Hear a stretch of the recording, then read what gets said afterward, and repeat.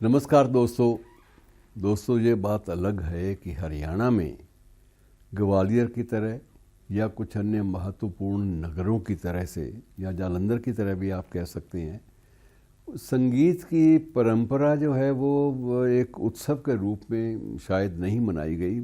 ग्वालियर में तानसेन जयंती बड़े धूमधाम से और विशेष समारोह के साथ मनाई जाती है। उसी तरह से बेशक जालंधर में जो समारोह होता है संगीत का वो भी बड़ा अद्भुत होता है, लेकिन अपनी ऐसी किसी स्थायी परंपरा के अभाव में भी हरियाणा ही एकमात्र प्रदेश है देश का, हमारे राष्ट्र का एकमात्र प्रदेश जिसने अपने जो संगीत के मूर्धन्य जो विद्वान थे, जिन्होंने इस धरती की सोंधी मिट्टी में आँख खोली, सोंधी गंध के साथ आँख खोली, उन्हें इतना बड़ा सम्मान दिया है कि उनके जन्म स्थान अर्थात गांव, और गांव भी ऐसा जो बिल्कुल कभी चर्चा में नहीं आया, उस गांव में उनकी एक बहुत बड़ी प्रतिमा स्थापित की गई है और उनकी स्मृतियों को एक स्थायी रूप देने का एक ईमानदाराना प्रयास हरियाणा में हुआ है। मित्रों, हमारा प्रदेश हरियाणा भी हमारा प्रदेश है, पंजाब भी हमारा प्रदेश है, मध्य प्रदेश भी हमारा है, लेकिन इसके बावजूद हरियाणा ही एकमात्र ऐसा प्रदेश है जिसमें ढेरों गांव ऐसे हैं जिनके नाम रागों के नाम पर रखे गए थे।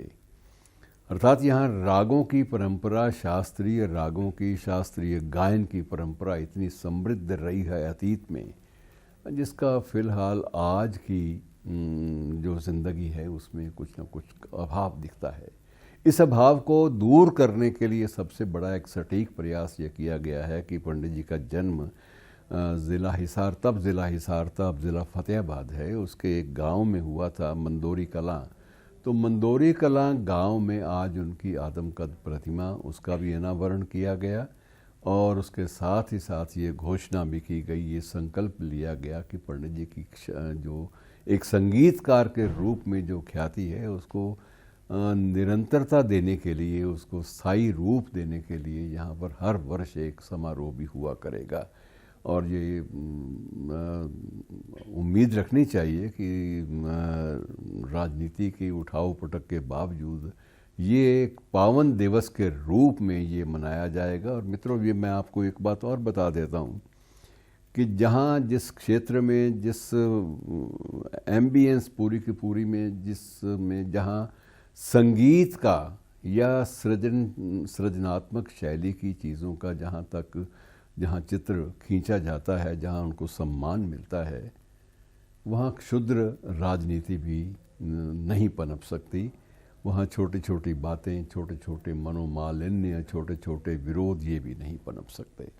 और ये एक अच्छी परंपरा है। यदि पंडित जी की स्मृति को अक्षुण्ण बनाए रखने के लिए ये प्रयास हो तो ये बहुत बड़ी बात है। मित्रों, उनके जीवन के बारे में दो चार बातें मैं आपसे ज़रूर साझा करना चाहूँगा। एक विलक्षण बात जिसका जिक्र आप सबको जानना ही चाहिए, या जानते हैं तो याद कर लेना चाहिए, कि उनके नाम पर अंतर्राष्ट्रीय खगोल संस्था जो है, इंटरनेशनल जियोग्राफी सोसाइटी जो है, उसने एक बड़ा महत्वपूर्ण कदम उठाया था। और वो कदम ये था कि उनकी स्मृति में एक मंगल ग्रह और बृहस्पति ग्रह, इनके बीच में एक ग्रह का नाम पंडित जसराज जी के सम्मान में रखा गया था। ये बहुत बड़ी बात होती है। ऐसा कभी नहीं हुआ कि विश्व की कोई भी संस्था, खगोलीय संस्था, खगोलीय संगठन किसी एक नक्षत्र का नाम एक भारतीय संगीतकार के नाम पर समर्पित करे। ऐसा मित्रों अतीत में कभी नहीं हुआ।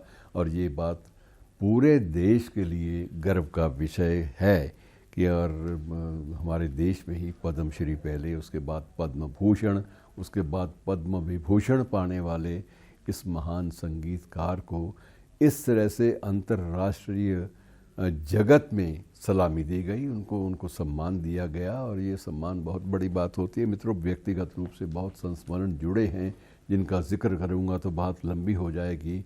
मुझे काफ़ी अरसे तक उनके साथ यात्राएं करने का अवसर भी मिला। एक बार पाकिस्तान की यात्रा पर भी उनको साथ हम लोग ले गए, और पाकिस्तान की यात्रा पर ले गए तो वो एक बड़ा विकट अनुभव था। सभी लोग ये सोच रहे थे कि पंडित जी ने अगर अपने रागों के आलाप में वहाँ के थिएटर में जो आयोजन किया गया था कि रागों के आलाप में अगर उन्होंने सारी बातें ओम की तो कहीं ऐसा ना हो कि तनाव बढ़ जाए और एक बदमज़गी का माहौल बन जाए, कट्टरपंथी जो है इसको अलग रूप से लेंगे। लेकिन पंडित जी से ये आग्रह मैंने भी किया, उनके घुटनों को भी हाथ लगाया, पंडित जी माहौल को देख लीजिएगा। तो कहने लगे आप चिंता ना करो, मैं संगीतकार हूँ और मैं समय और काल उसकी जो मांग है, उसकी जो आवश्यकता है उसके अनुरूप ही चलता हूँ। मुझे पता है क्या करना है क्या नहीं करना है, मुझे इस बारे में कोई दिशा निर्देश की ज़रूरत नहीं है। और मित्रों, जब पंडित जी ने जब अपना आलाप आरंभ किया वहाँ के लाहौर के अल हमरा थिएटर में, तो उस आलाप में अल्लाह ओम के नाम से उन्होंने जो ध्वनि और जो गूंज निकाली, उसका परिणाम ये निकला कि अगले दिन, जिस दिन कार्यक्रम था उसके अगले दिन वहाँ के सभी अखबारों में, पर्टिकुलरली डॉन जैसे प्रतिष्ठित दैनिक समाचार पत्रों ने भी ये खबर निकाली कि कल जब गायन हो रहा था, क्लासिकल म्यूज़िक का, क्लासिकल गीत का, क्लासिकल शास्त्रीय गायन हो रहा था, तो उस वक्त ऐसा लगता था कि पूरे लाहौर में कर्फ्यू लगा हुआ है। अर्थात जो जहाँ था उसने वहीं अपनी गाड़ी रोक दी और अपने कान जो हैं वो उस गायन की ओर लगा लिए। तो ये एक अद्भुत विलक्षण व्यक्तित्व हैं जिनको नमन, जिनकी स्मृतियों को और आज उन्हें दोहरा लेना चाहिए। ये गर्व का विषय है कि उनकी प्रतिमा उनके जन्म स्थान, जन्म गांव में लगाई जा रही है। यद्यपि पंडित जी ने सारी उम्र जो है वो काटी, वो अलग ढंग से मुंबई में काटी। और ये भी आपको थोड़ा सा बता दूं, ये रुचिकर रहेगा आपके लिए कि पंडित जी प्रख्यात अभिनेता, अपने समय के प्रख्यात अभिनेता और फिल्म निर्माता वी शांताराम के दामाद भी थे। शुक्रिया।